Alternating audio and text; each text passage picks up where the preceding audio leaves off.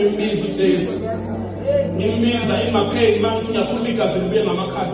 Ngizwa sesibusayo ukuthi khona ukuhlukaniswayo. Uma niyalazi singala ama-orange kwakholelwa idonsa intambo. Ukhona lo ubuyiselayo. Ngizwa ukuthi there were two people fighting for my life. Uma lo munye akayidonsa le yahlukaniswa le ntambo iphelile ngami. Lo munye uyayibuyisela lento. Ngingasakhona ukukhuluma ngithi nje mangithi nje igazi liphume. Ngimbiza uJesu. Lalela ngicela umbiza uJesu nabafana basekhona befuna ngenkunzi. Mbiza abafana befuna ungenele ekhaya. Uma bathi bayayishaya itriki uJesu uyayibamba. Khola ngamandla kaNkulunkulu kwaNdebele. Nisizwe sihle. Nisizwe sinesizotha. Nisizwe esithobekile. Uma kuphela kunento isondeza uNkulunkulu benenqoba zonke izipho zakulelizwe. Haleluya. Sengale ngakexperience ukuva. Pastor Jacob mathathwa ngehelicopter bayise Montana. Ngahlala esibhedlela 3 months ngikhoma. Bazalana ngikhuluma amanga ngoba ngiqashiwe ngezala. Angulapha izalukazi ethandaza entabeni zalabo Ndebele lapha ngekwaha ngasemathuneni. Sithandazwa ngamthandazela khona ngilethwa ngamashidi. Sengiphumile esibhedlela. Sengisesibhedlela uthi udokotela ngeke aphinde ahambe. Ngeke aphinde akhulume. Wabiza umndeni wami bathi ngeke aphinde ahambe. Ngeke aphinde akhulume. Washo ukuthi kungena indoda lesasibhedlela saseMontana.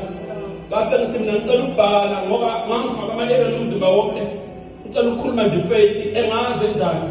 Sathi sithi uyakuthanda ukuba wena nale khanda khona ngithi kuve ekhanda lami.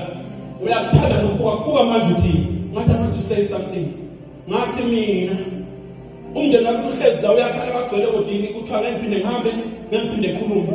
Ngabhala ngathi mina Kululeko Khanye I will walk and I will talk.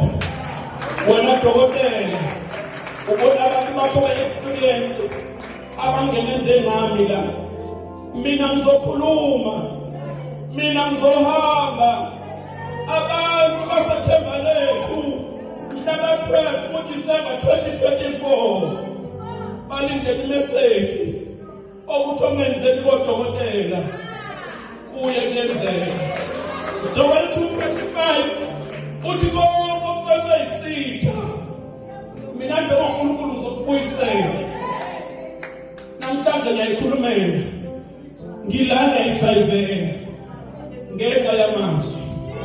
Izwi kaNkulunkulu exoxa ngezakha lithi siboshiwe nezinto esikhulumayo. Amazwi okufa namazwi okuphila akulesimo sakulalela wena sewatshela ngodokotela bala ePholo ukuthi unoshukela unekhetha nebushade sewakwenza wakwenza into yakho vele.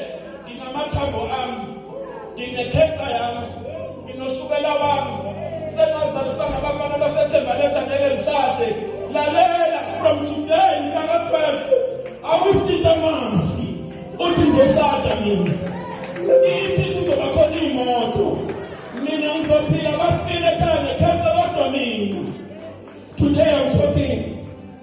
Today I'm driving. Ngizothi ngalomthandazo omkhulu ongaka kusayi swami. Siyabonga ukuthi nisibizele endaweni enkulu kanje.